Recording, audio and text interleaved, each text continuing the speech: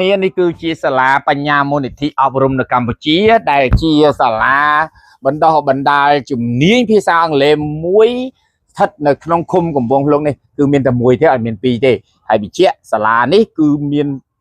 លក្ខណៈបង្រៀនស្តង់ដារអន្តរជាតិតែម្ដង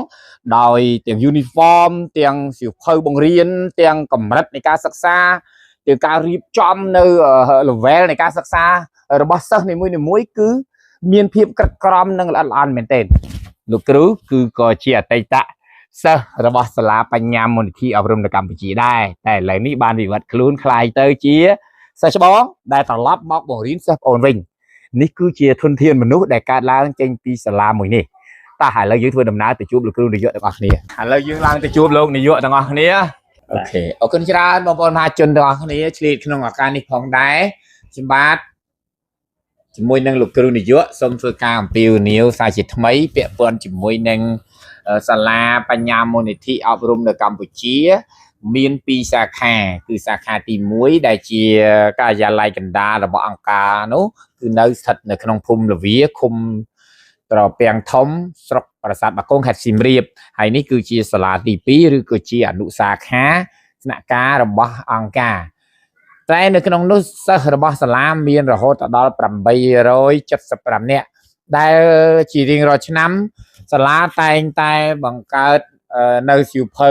មេរៀនចែកហ្វ្រីទៅកាន់សិស្សទាំងអស់ហើយឆ្នាំនេះឃើញការអំពាវនាវថ្មីនេះរបស់លោកគ្រូនាយកបានអំពាវនាវពាក់ព័ន្ធនឹងការផលិតសៀវភៅជូនសិស្ស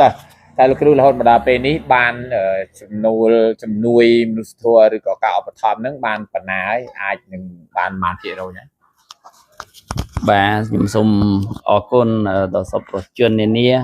ជាពិសេសជាងគេគឺអរគុណដល់បងផ្ទាល់ដែលបងជួយផ្សព្វផ្សាយរយជំនួយហ្នឹងគឺ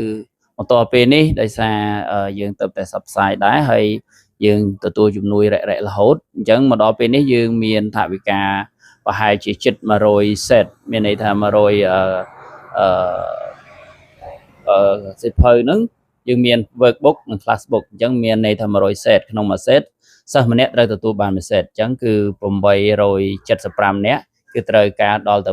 875 set អញ្ចឹងយើងទៅតែបានជិត100 set ទេអញ្ចឹងយើងនៅខ្វះច្រើនទៀតបងអញ្ចឹងក៏ជាថ្មីម្ដងទៀតក៏សូមអរគុណដល់សប្បុរសជននានាដែលបានតាមឧបត្ថម្ភតាមរយៈខ្ញុំផ្ទាល់ក៏ដូចជាឧបត្ថម្ភតាមការផ្សព្វផ្សាយរបស់បងឈុនកុយស័កក៏មានអ្នកដែលផុសផុលជួយសូម្បីតែអ្នកខ្លះក៏មានតិចក៏ជួយតិចអ្នកខ្លះក៏ដល់ថ្នាក់ច្រើនសេតដែរក៏គួរឲ្យត្រេកអរមែនទែនសូមអរគុណជាខ្លាំងដើម្បីបន្តការងារមនុស្សធម៌និងគឺដល់ការអប់រំផ្នែកភាសាបរទេសហ្នឹងដល់បងប្អូនក្មេងៗនៅក្នុងទីជនបទដាច់ស្រយាលឲ្យគាត់មានឱកាសបានរៀនភាសាអង់គ្លេសដូចក្មេងៗនៅទីក្រុងដែរបាទនេះគឺជាគោលបំណងរបស់អង្គការបញ្ញាមូលនិធិអប់រំនៅកម្ពុជាអរគុណច្រើនលោកគ្រូបងប្អូនមហាជនជាទីគោរពអាយដាមលោកជំទាវដូចជាក្រុមហ៊ុនធំទាំងអស់នៅកម្ពុជាខ្ញុំសូមលើកម្រាមដប់ដើម្បីនឹងអំពាវនាវដល់អស់លោកអញ្ញាលោកជំទាវដែលមានធនធានថវិកាហើយចង់ឃើញកម្ពុជាសម្បូរនៅធនធានមនុស្សក្មេង875នាក់នៅទីនេះមានសមត្ថភាពមិនចាញ់វ៉ាន់ណេតទេ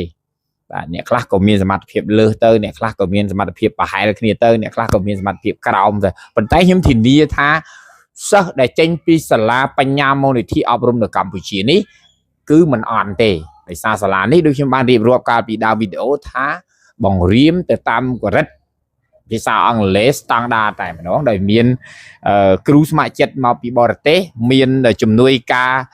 fund បរទេសពីមុនមកណាដែលជួយរៀបចំជ្រុំជ្រែងហ្នឹងគឺមាន fund បរទេសដែលជួយបង្កើតសាលាជួយបង្កើតលក្ខន្តិកៈជួយបង្កើតបទបញ្ជាផ្ទៃក្នុងសាលាហ្នឹងមកហ្នឹងគឺស្តង់ដារអន្តរជាតិតែម្ដងអញ្ចឹងខ្ញុំសូមអំពាវនាវបងប្អូនមហាជនក៏ដូចជាលោកជំទាវអាយដាមដែលមានធនធានសូមជួយមកតិចមកលោកដៃជួយម្នាក់បន្តិច